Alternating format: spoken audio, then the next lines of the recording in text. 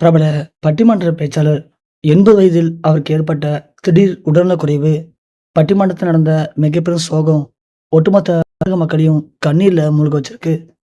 தமிழ்ல குறிப்பா பட்டிமன்றம் அப்படின்னாலே நம்முடைய ஞாபகத்துக்கு வர்றது சன் டிவில ஒளிபரப்பாகிற நம்ம சாலமன் பாப்பையாவுடைய பட்டிமன்றம் தான். ஏன்னா பட்டிமன்றம் அப்படின்னாலே ஒரு விஷயத்த 2 தரப்புல இருந்து அவங்கவங்க பக்கம் இருக்கக்கூடிய நியாயத்தை எதிரொலிச்சு அதன் மூலியமா அவங்க சொல்ல வர கருத்துக்கள மக்களுக்கு புரிய வைப்பாங்க. ஆனா, இந்த பட்டிமன்றம் நார்மலான பட்டிமன்றம். ஆனா, இதுவே நம்ப சாலமன் பாப்பாவோட பட்டிமன்றம், அதே விஷயத்த 2 தரப்புலருந்து பேசுவாங்க.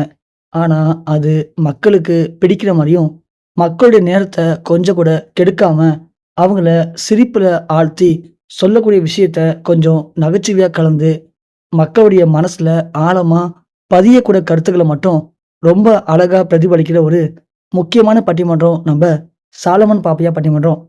சாலமன் பாப்பையா பொறுத்தவரைக்கும் அவருக்கு தமிழ்ல சின்ன வயசுலேருந்தே ஆர்வம் அதிகம். அதனால அப்பவே தமிழ்ல பட்டப்படிப்புலாம் படிச்சு முடிச்சிருக்காரு. அதன் பிறகு தமிழுக்காக நெறைய கவிதைகள், கட்டுரைகள், நெறைய பேச்சு போட்டியில கலந்துக்கிட்டு நெறைய விருதுகளையும் வாங்கியிருக்காரு சாலமன் பாப்பையா.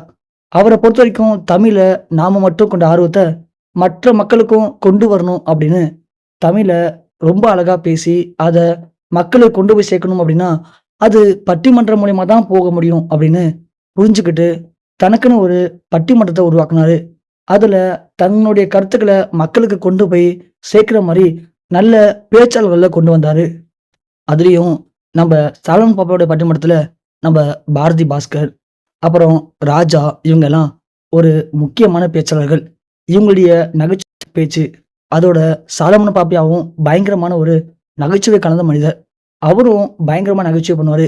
இதனால தான் சாலமன் பாப்பையா பட்டிமன்றம் மக்கள் மத்தியில தனித்துவமான இடத்த புடிச்சிருக்கு. அதிலும் குறிப்பா எந்த ஒரு ஃபங்ஷன், தீபாவளி, பொங்கல் மாரியான ஃபங்ஷன் வந்தா, கண்டிப்பா சன் டிவில நம்ப சாலமன் பாப்பையோட பட்டிமன்றத்த தவறாம காணலாம். அது மட்டும் இல்லாம வெளிநாடுகள் சில முக்கியமான கலை நிகழ்ச்சிகள்ல கூட சாலமன் பாப்பாவுடைய பட்டிமன்றம் இடம்பெறும்.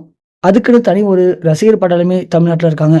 இப்படி மக்களுக்கு தேவையான விஷயங்கள மக்களுக்கு கொண்டு போய் சேர்க்கணும் அப்படின்னு, அதற்காக உருவாக்கப்பட்ட பட்டிமன்றம் மூலியமா மிகவும் பிரபலமானவரு நம்ம சாலமன் பாப்பையா. அப்படியாப்பட்ட சாலமன் பாப்பையாவுக்கு வயசு இப்போ 80 ஆகப்போது. இந்த வயதுல ஓய்வெடுக்காம தமிழுக்காகவும், தமிழ்நாட்டு மக்களுக்காகவும் தொடர்ந்து பட்டிமன்றம் நடத்தி வந்த சாலமன் பாப்பையா, இப்போ ஒரு ரீசென்ட்டா ஒரு நிகழ்ச்சியில கலந்துக்கிட்டு, அங்கேயும் இதே மாரியான பட்டிமன்றத்த நடத்தியிருக்காரு. அந்த பட்டிமன்றத்துல பேச்சாளர்கள் பேசின விஷயங்கள கேட்டு, அவங்களுக்கு தேவையான கருத்துக்கள சொல்லிக்கிட்டு இருந்த சாலமன் பாப்பையாவுக்கு, திடீர்னு நெஞ்சு வலி ஏற்பட்டு அங்கேயே சுருண்டு விழுந்திருக்காரு. அத பார்த்து பயந்து போன அங்க இருந்த எல்லாரும், அவர மீட்டெடுத்து வந்து மருத்துவமனையில அனுமதிச்சிருக்காங்க.